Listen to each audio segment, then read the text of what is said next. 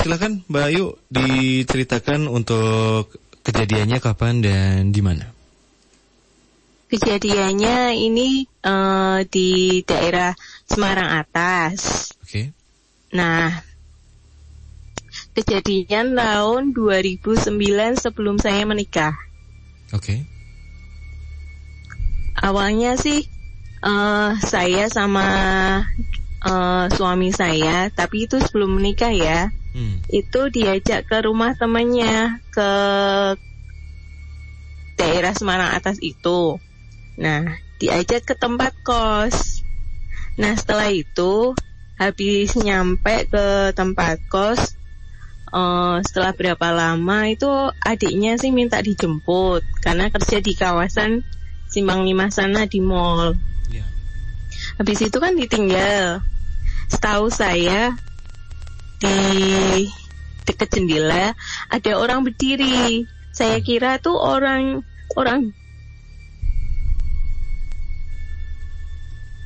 Halo. Halo Mbak Ayu.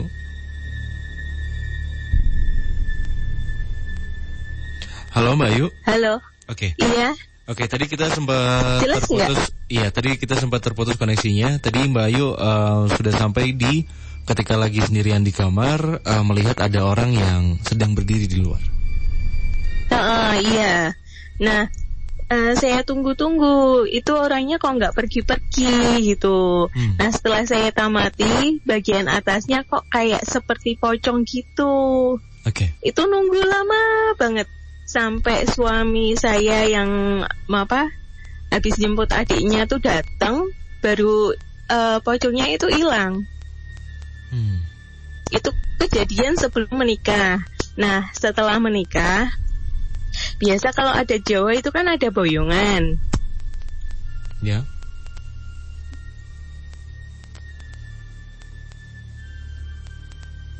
Halo Mbak Ayu.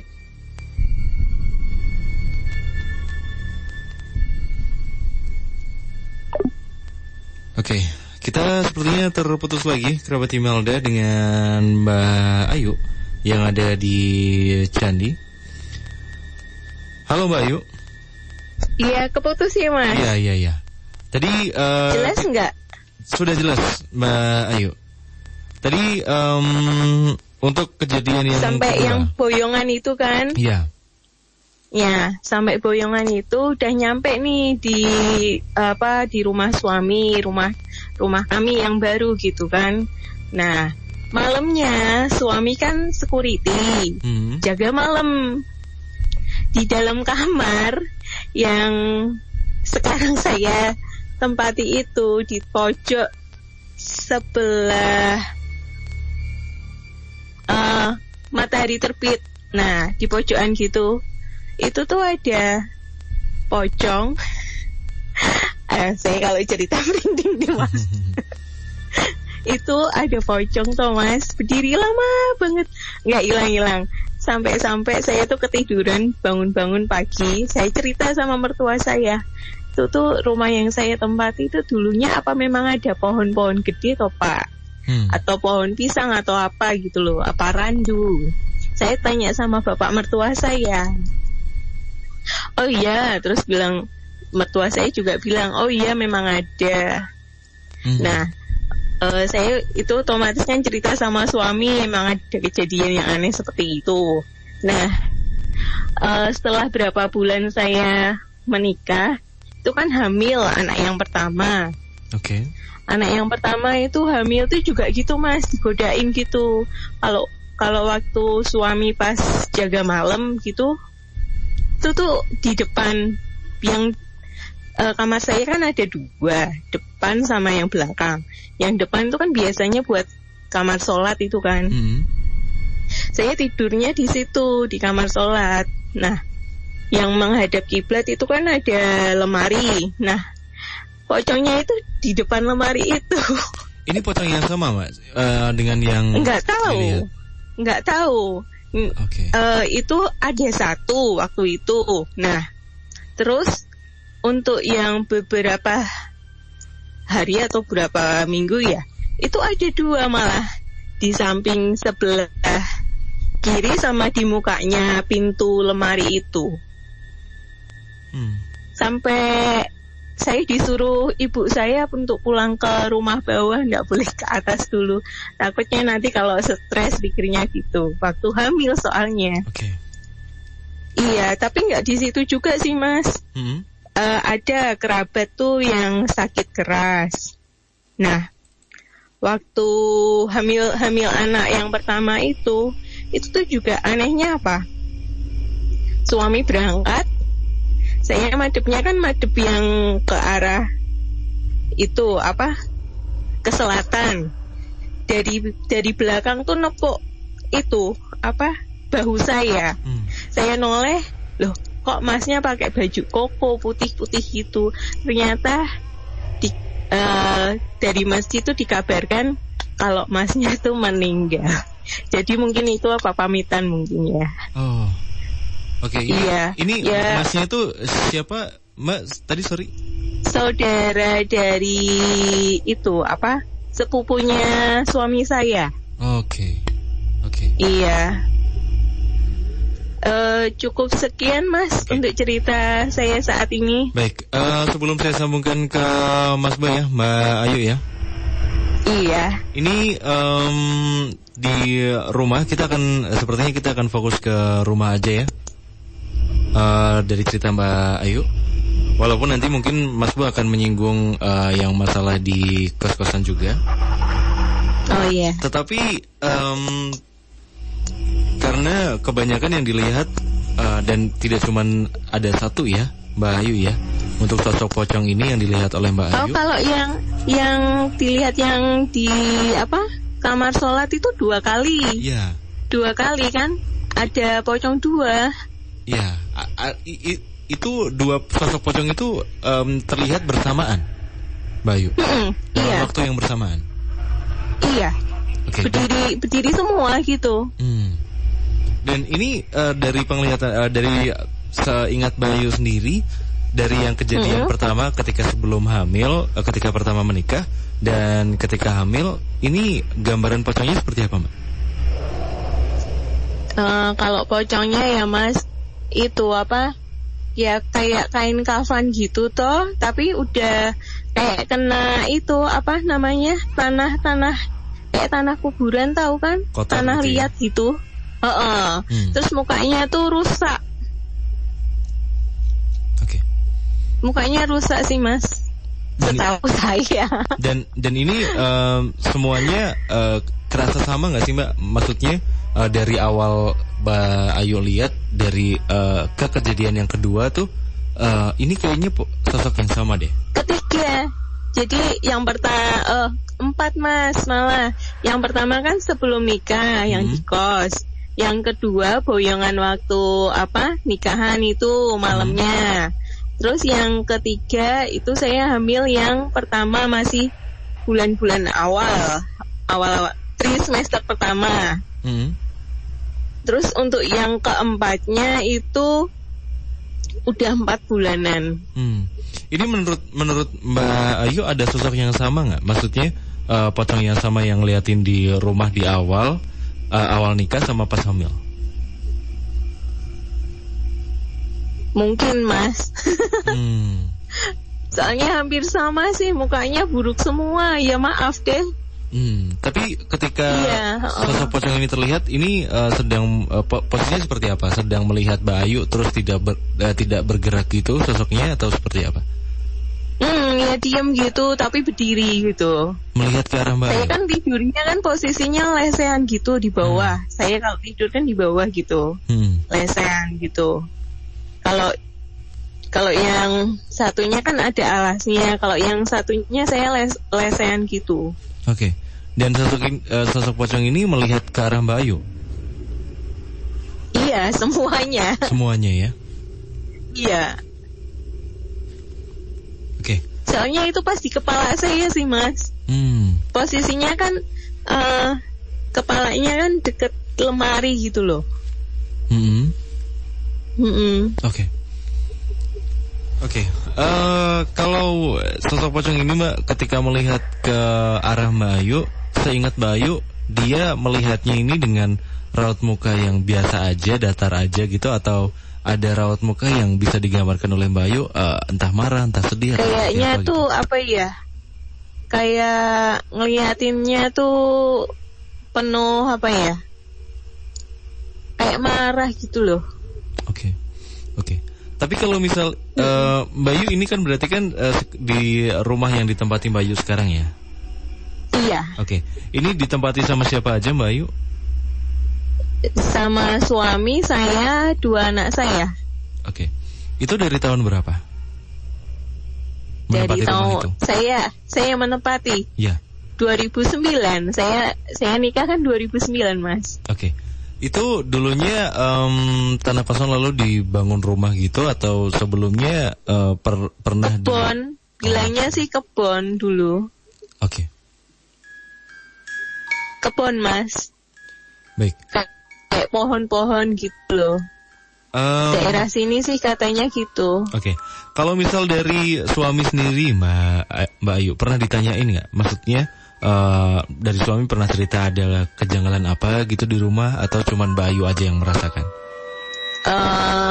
Kalau suami sih nggak pernah dilihatin, jadinya nggak itu ya, Mas ya. Jadi tiap kali dilihatin saya tuh waktu suami lagi dinas malam. Oke. Kalau dari anak sendiri? Iya. Kalau anak pernah sih sekali, yang paling besar tuh lihat kayak orang mukanya rusak gitu. Oh. Takut. Itu iya, bilang sama Mbak Ayu? Iya. Lihat. Bilang, Mama di kamar yang belakang. Oke. Mama, aku tadi diliatin orang, tapi mukanya tuh rusak banget, Ikma itu. Oke. Nah, terus kamu? Ya aku takut, tapi diem. Baru cerita tuh beberapa hari kemudian. Ini Mbak Ayu, suami di rumah melihara burung? Iya. Oh, oke. Dan sekarang lagi bunyi? Enggak. Oke, soalnya saya dari tadi di background tuh kayak dengar ada suara. Nggak tahu. Aduh, Mas, jangan bilang Mas saya sendirian okay. ini, Mas. Baik, mungkin nanti bisa dijelaskan dengan oleh Mas Bo. Baik, akan saya sambungkan ke Mas Bo, Mbak Ayu ya di Candi. Iya. Silakan Mas Bo, ini adalah salah satu cerita yang bisa dibilang unik juga. Karena saya tidak tahu dari Mbak Ayu sendiri menjelaskan bahwa yang dilihat ataupun yang melakukan interaksi bersama dengan Mbak Ayu ini sepertinya sosok yang jenis itu saja gitu di rumah itu. Sebenarnya apakah ada sebabnya gitu Mas Bo, atau seperti apa? Ya, ini nun sewu buat Mbak Ayu, Mbak. Halo Mbak Ayu, dengar suara saya? Dengar jelas Mas Bo. Di sini juga sudah saya gambarkan nun sewu ada, yaitu tadi candy jumping, terus lemari, dan nun sewu di bawahnya itu saya gambarkan panjenengan itu masih tidur dengan bantal 2 nun sewu nih. Bantal 2 nun sewu, terus kemudian ini saya gambarkan, jadi saya bayangkan jenengan rambutnya sebau panjang lagi sedikit ya. Iya, waktu itu benar Pak. Seperti itu ya, dan itu nun sewu ada lemari 2 pintu, bawahnya ada sorokannya seperti itu ya Mbak ya. Seperti Laras. itu. Dan ini sudah saya gambarkan ya, saya sketsakan di sini. Ini nun sewu ya Mbak Ayu ya. Sekali lagi nun sewu sangat. Intinya gini Mbak Ayu, ada satu masa lalu panjenengan di sini yang nun sewu, tidak saya jelaskan secara rinci yang sengaja untuk memberikan suatu teror terhadap panjenengan nun sewu. Dan ini ada hubungannya dengan masa lalunya panjenengan. Jadinya memang orang yang sengaja untuk memberikan teror lewat perwujudan seperti nun sewu. Kalau bahasanya seperti pocong nun sewu. Seperti itu. Oke. Tapi apakah ini berarti dari kejadian pas di kosan itu ada hubungannya sama yang di rumah Mas Bu? Kalau bahasa saya masih ada urutannya Mas. Oke. Cuma di sini energi itu yang divisualisasikan sebagai kayak pocongan ini, terus kemudian ada satu energi lain yang terkesan itu mengajak, bukan berarti pocongan itu mengajak temannya untuk medeni, bukan seperti itu. Tapi di sini ada energi lain yang menyertainya, kalau bahasa saya seperti itu. Oke. Dan ini Nun Sewu, Mbak Ayu Nun Sewu, di rumah tadi kan Mas Irfan tadi kan bilang burung sih Nun Sewu. Iya. Kalau di headphone saya itu terdengar seperti kayak burung puter. Gitu. Oh, puter ada di rumah ada. Ada. Iya. Oh, saya dengarnya itu. Nah, maka dari itu Nun Sewu, Mas Irfan di sini menanyakan apakah ada burung yang sedang memelihara burung, itu yang pertama. Iya.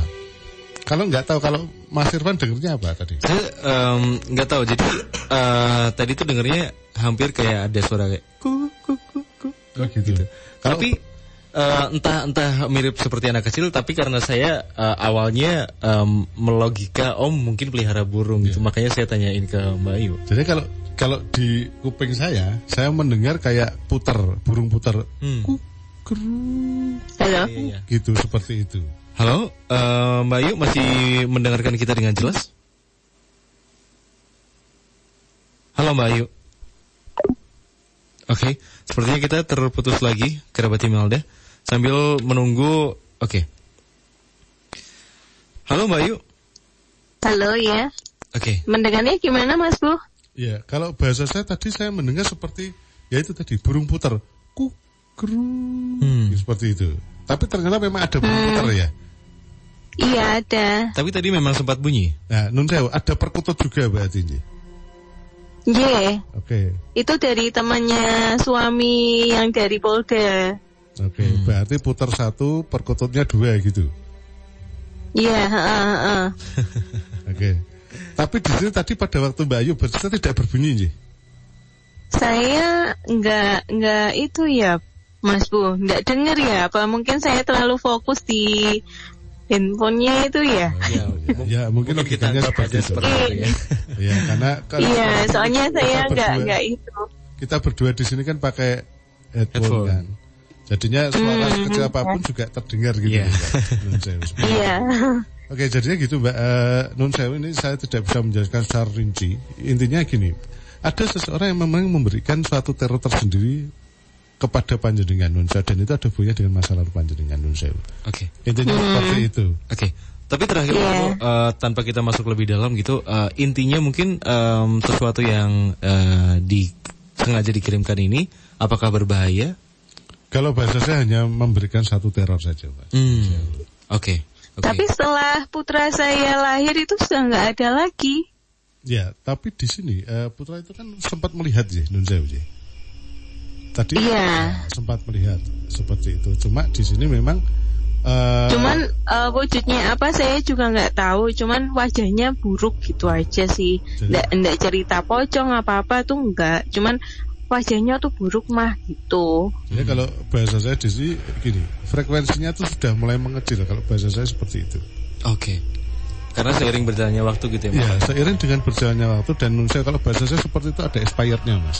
Oke. Ya mungkin itu bisa dikatakan frekuensinya itu mau mendekati habis ya. Mungkin masa expirednya sudah mulai dekat ya. Kalau makanan tuh seperti itu. Oke. Jadi logikanya seperti itu, Mbak. Oke. Iya, Mas. Baik, sekali lagi terima kasih Mbak Ayu sudah bergabung bersama kami. Terima kasih, Mas Bu. Baik. Assalamualaikum. Waalaikumsalam. Selamat beristirahat, Mbak Ayu.